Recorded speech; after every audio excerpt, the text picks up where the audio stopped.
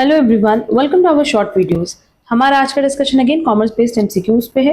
Last class में हमने question number 72 तक डिस्कस कर लिया था और आज स्टार्ट करेंगे फ्रॉम 73 ऑनवर्ड्स। हमारा पहला क्वेश्चन है, residential status in Indian income tax act is determined for which one of the following. अगर रेसिडेंशियल स्टेटस की बात करें तो रेसिडेंशियल स्टेटस हमेशा प्रीवियस ईयर या बिफोर प्रीवियस ईयर देखते हैं, बट करंट ईयर का या असेसमेंट ईयर का नहीं देखते। तो करेक्ट आंसर होगा A, previous year. Which category of speculators expects a fall in the price of securities in the near future? Bull, bear. Bear में basically expect किया जाता है कि near future में जो हमारी prices है वो down होंगी।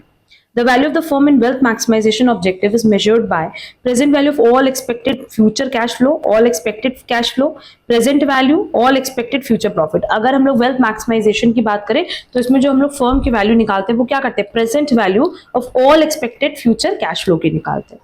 तो correct answer हो जाएगा A।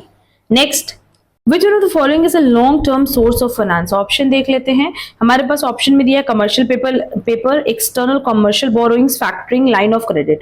बाकी सब देखो तो सब शॉर्ट टर्म है, बट अगर एक्सटर्नल कमर्शियल बोरोइंग्स देखें तो एक्सटर्नल की बात हो रहा है, ये हमारा हमेशा लॉन्ग टर्म सोर्स माना जाता है। तो करेक्ट आंसर होगा B. Next, what is repo rate? Repo rate हमने बहुत बार बताया कि कैसा रेट है जिसपे आरबीआई लेंड करता है बैंक को in case of short maturity. बहुत डिटेल डिस्कशन हमने इस पे ऑलरेडी अपलोड किया हुआ है। करेक्ट आंसर होगा सी। ये सारे टॉपिक्स प्लीज आप लोग हमारे चैनल से कंसिडर कर लेना सो दैट आप लोग बहुत ही इजीली ये एमसीक्यू सॉल्व कर पाओ।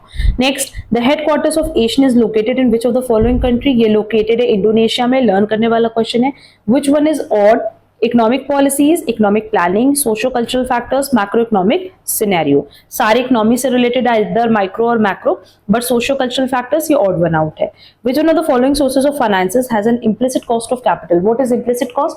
अगर इम्प्लिसिट कॉस्ट की बात करें तो बेसिकली जहां पे फर्म को पेमेंट नहीं करनी पड़ती है किसी आउटसाइडर को।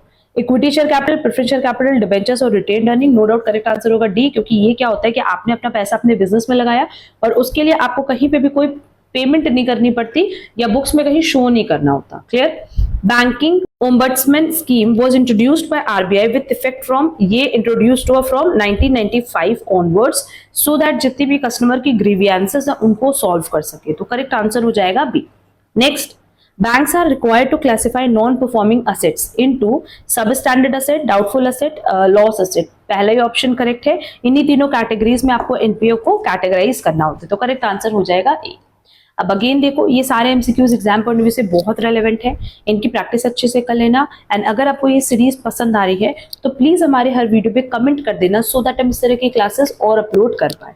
अब हम लोग मिलेंगे हमारी नेक्स्ट क्लास में। आज के लिए बस इतना। Thank you so much.